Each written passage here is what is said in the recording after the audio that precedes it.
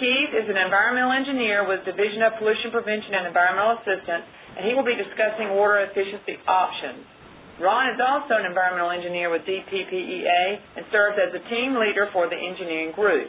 He's going to be discussing water conservation opportunities for landscape irrigation. Good afternoon. Again, I'm Keith McGee, and I'd like to remind you again that we're speaking about water efficiency rather than water conservation, because what we're trying to do is achieve a permanent change from now on within a facility and encourage organizations to be able to achieve a better use of water and maximize the per unit volume use of water and its functionality. I'm going to talk initially about some fixtures in facilities that are focused on the domestic side of the organization, and we're recognizing through some data that is in the literature that between 20 and 35 gallons of water per employee per day is in this arena of water use for most organizations. And fixtures that we're looking at most heavily is the toilets, as we refer to back to what Gary Hunt was discussing in the older fixtures, urinals, faucets, and shower heads in organizations. And we are looking back with this slide at the current codes. The International Plumbing Code and the Uniform Plumbing Code establishes these targets from the Energy Policy Act of 1992. These products found their way into the marketplace by 1994, and these values of flow are what's to be expected for devices that are after 1994. Now, looking at the main culprit of water use on the domestic side, is what I refer to as the water guzzlers. The older toilets back from the 1970s consume upwards of 5 gallons of water per flush. And moving into the 80s down to 3.5, and to the current code level of 1.6 gallons per flush. Now, we're looking at the flushometers or the water closet type toilets in these pictures here, but they are by the thousands throughout companies across America, and these are the easy low-hanging fruit that we can lean towards on achieving permanent water efficiency, because these devices are either, like I say, flushometers, as in this diagram, which provide the pressure from the water line to clear the bowl. They can be easily changed out, but in looking at a swap out, one must consider not just changing the flushometer itself, but also the vitreous china, because looking back at the EPACT iteration, moving towards water efficiency back in the 90s, there was a period of time where there was some dissatisfaction with how effective the toilets were working, and that was in part because flushometers at the time were being retrofitted onto china that was not suited for the low flow. So in this picture, we're seeing how they're changing out the whole device and moving towards an efficient toilet. Whereas in this diagram, we're seeing a EPACT toilet that has been retrofitted with a low dual flushometer, and this is very satisfactory for clearing the bowl for just a low waste situation. So liquid waste is effectively flushed, and the actuation upwards and downward for solid waste. We do find that this type of technology does work a whole lot better when there's information provided for the users with placarding on the door of the toilet stall, so people will know how to actuate the device and save water. The high-efficiency toilets are defined as those using 1.28 gallons per flush. Now, there's various technologies here that achieve that value.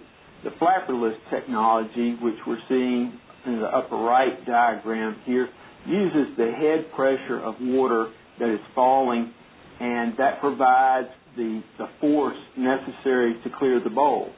Now, the pressure-assisted flush is the lower right.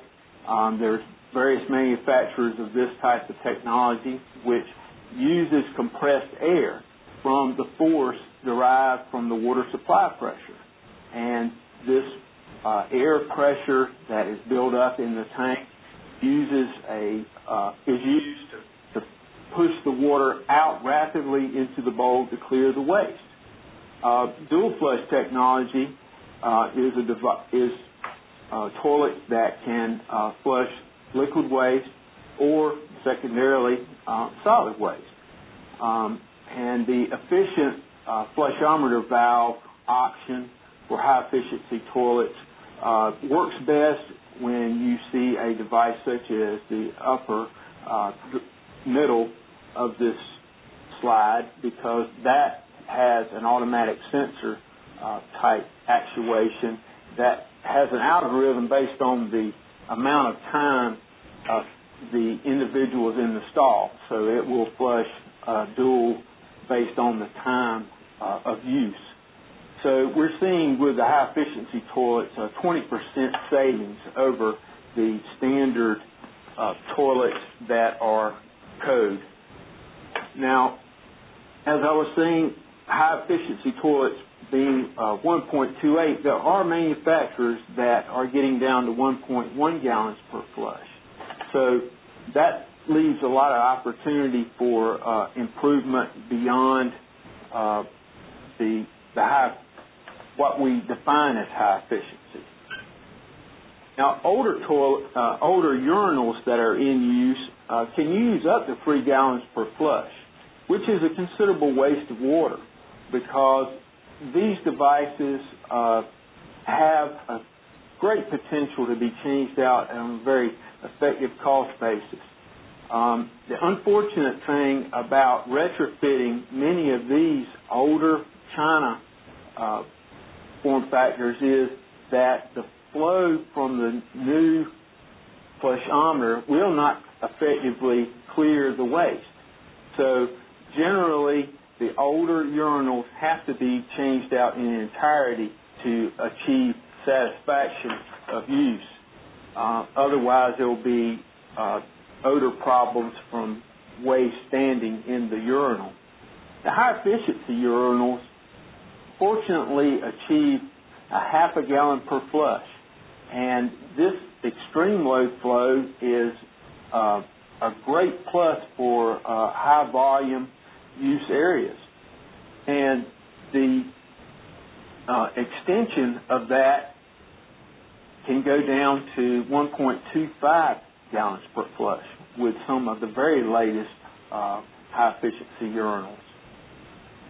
Now, retrofitting is best done, of course, under what I would refer a performance contract, because you will be assured of efficacy and use perpetually, because the savings from this performance contract will pay for the equipment over time, but it will also give you an assurance that the equipment is going to work and functionally provide a good period of service. Waterless urinals have been debated in recent times because of some problems associated with them: the odor, the maintenance, and how they fit into the infrastructure of older buildings. All of these things need to be considered when thinking about waterless urinals. There are many specialists with these companies that are manufacturing these devices that can give you good guidance as well as documentation that can help you walk through the how these will fit into infrastructure. The way these work is there's a sealant oil that does not allow the gases in the sewer collection system to come back into the restroom facility. Problems that have been noticed over the past 10 years have been related to improper maintenance of these devices, and that leads towards the requirement of having to have a maintenance staff that is well educated about these devices. Otherwise, if there is a maintenance staff that has a high rotation, this is probably not a good choice in fixtures. Another factor that's also noted is the same population utilizing these fixtures, because once people are educated about how they're used, the satisfaction level is increased considerably. If this is in a transient type population, such as a recreational venue or an entertainment venue, the satisfaction is very low because they do not work very well with people who are not used to using these. Looking overall at low-flow fixtures, there's quite a variety of products that can provide not only the permanent efficiency but the satisfaction of use. The devices that are coming to the marketplace are achieving satisfaction because they've been tested to make sure they function well, and that they're not going to be lowering the health and safety aspects that we've come to expect of plumbing fixtures. A good example in this case on this slide is how some of these lower flow faucets, such as the metering faucet as well as the aerators, really need to be combined with other more functional delivery of soaps, such as foaming soap, so that there's a higher level of satisfaction of use. One thing we want to advocate is the use of the WaterSense label.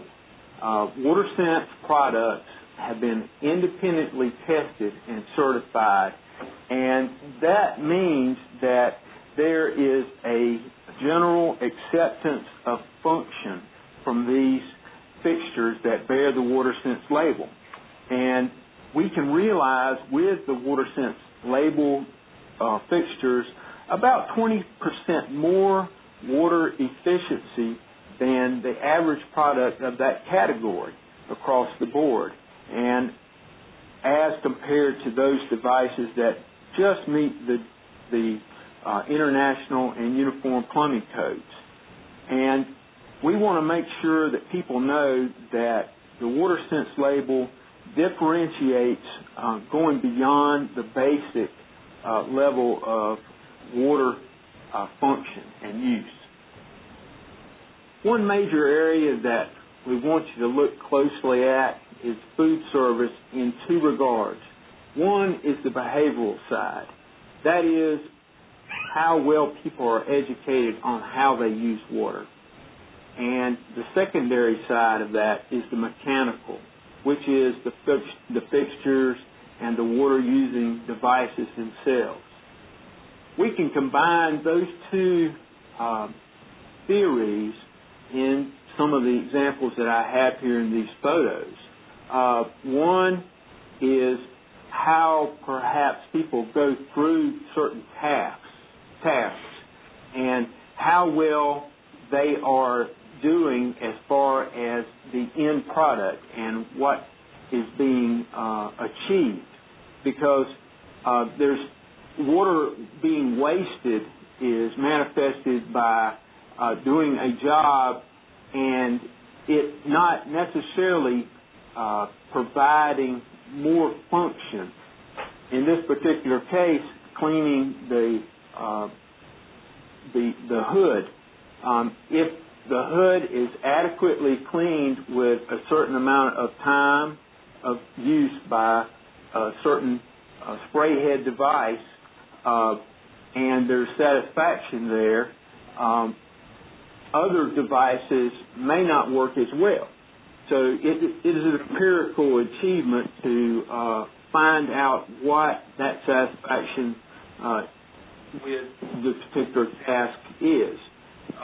In the lower right-hand picture, we're showing how a dry cleanup area looks and how equipment is provided to clear the waste food from wares in the kitchen and making that activity easier for the employees so that water is not being utilized to do that same work.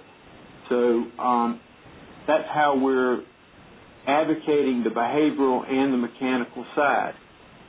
Kitchen faucets are a issue of contention in regard to water conservation because the aspect that some folks have seen is that the lower flows do not necessarily clear the food and particulate matter off of wares and off of cleaning raw food products. But we're finding that there has been a view from manufacturers to achieve satisfaction through design, and that is to provide the head pressure necessary to make sure that the food and the wares are being able to be cleaned appropriately. Just to give you a heads up, in the water sense category, pre-rinse spray valves are going to be are currently being evaluated for water sense labeling. However, we want to make sure that you are aware that some of these devices already are achieving extremely low flows per minute of, in this case, 1.48. So keep your eye out for the pre-rinse spray valve water sense label coming in this year. Also, in regard to procurement of water utilizing appliances, we want you to be focused on the Energy Star branded products for identification of potential water savings, because there's a great corollary, as Terry Albrecht was telling you about, between energy and water. And in these particular examples, we're seeing devices that save both. And in particular, we advocate the use of point-of-use tankless water heaters for allowing the savings of water, so users are not waiting for warm water to arrive. And we want to make sure people know that these devices can be installed in parallel close to the point of use so they can meet the simultaneous demands in the same workspace. Now, looking towards the outdoors, cisterns in North Carolina are now being allowed to provide for indoor flushing of urinals and toilets. So we're seeing this potential for a combination of savings, not just water supply that's being offset internally, but external of the structures themselves. In this particular case, this is the Prairie Ridge Eco Station, which is a part of the North Carolina Department of Environment and Natural Resources Museum. And this is an early adopter of the water savings by our department in regard to cisterns. And at this time, I'm going to pass you over to my colleague, Ron Pridgeon.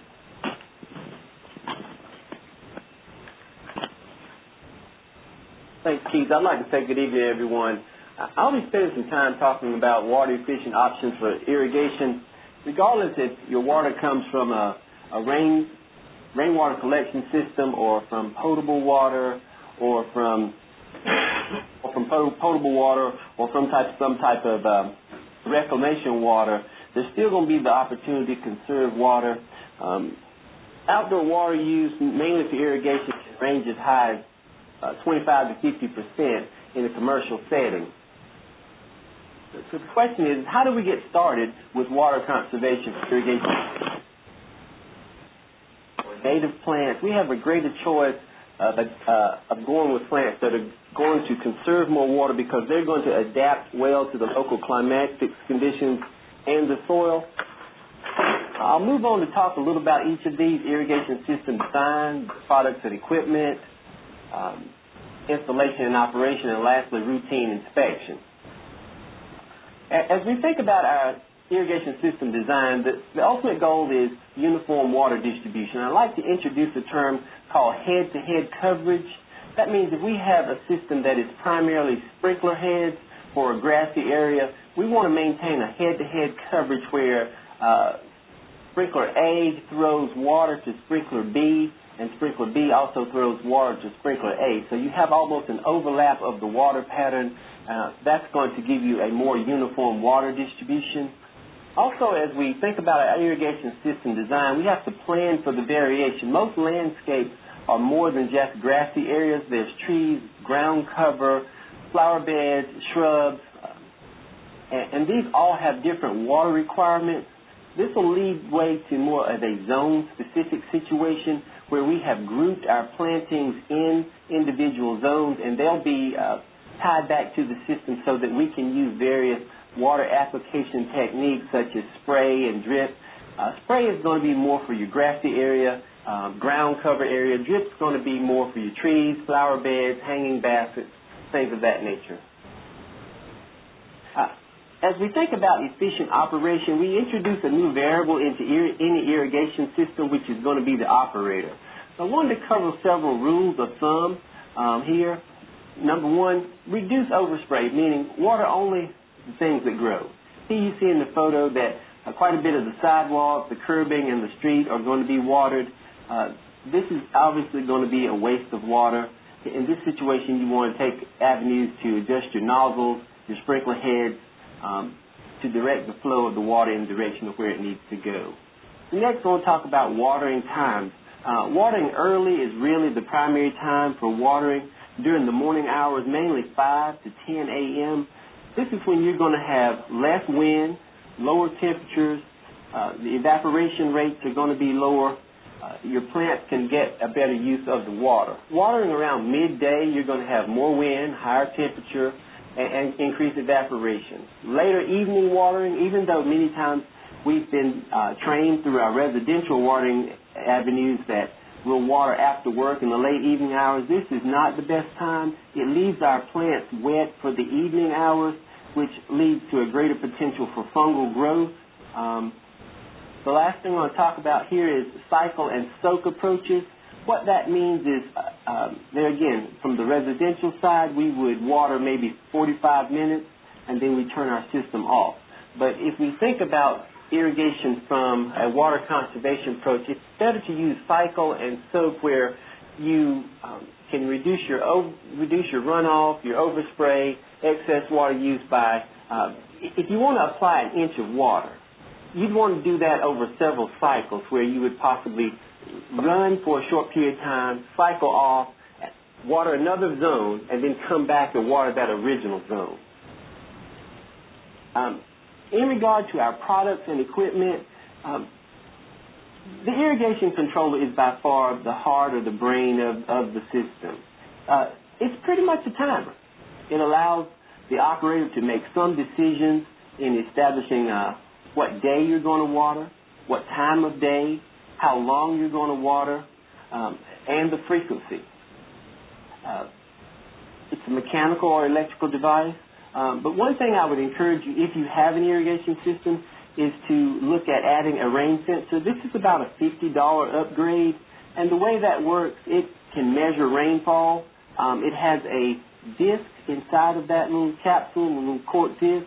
How many times have we passed a site and there has been irrigation going on during the rain? And this device is designed to prevent that, because as the quart within the capsule swells, it is detecting a rainfall of significance, and it would signal the controller to turn off. There again, this is the irrigation controller. There's a new term to many of us that are being talked about. It's called the smart controller. Now, what is a smart controller? In the basic controllers, I talked about that the operator needed to make various adjustments. The smart controller is more designed to be an automatic system, a hands-off system. You'll hear the smart controllers being referred to as weather-based systems. And what that means, you see the standard controller we've talked about all along. You see a smaller monitor above that. And in the right-hand upper portion of the slide, you see the sensor.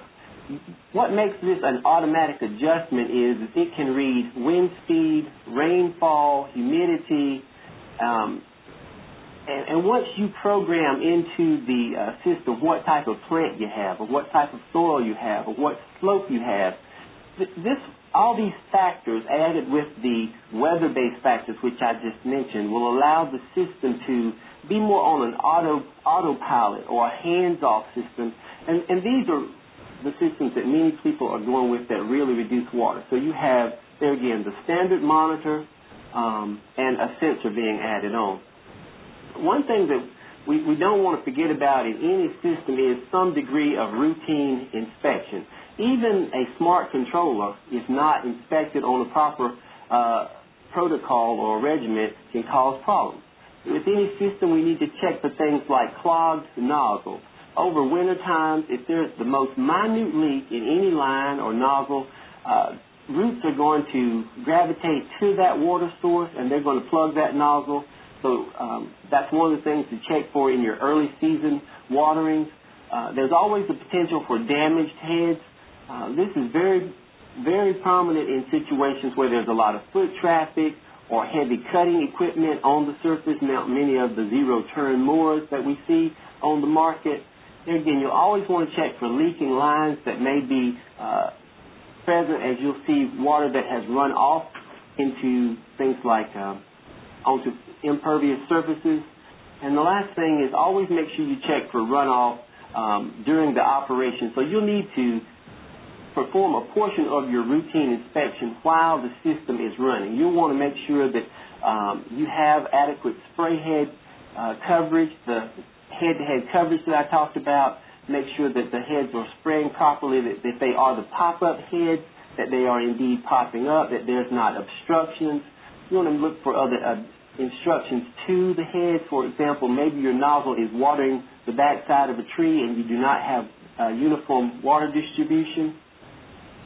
Lastly, as Keith mentioned earlier, the EPA WaterSense program is an avenue for directing the public in the area of water-conserving fixtures, but it's also now addressing landscape irrigation controllers, predominantly the weather-based controllers, which we've been talking about, or the smart controllers. There's a draft specification which was put out late last year that there's still testing ongoing, but you can look to EPA's WaterSense program in the near future for an outline or list of providers that sell systems that are 20% more efficient in terms of water use than the conventional controllers.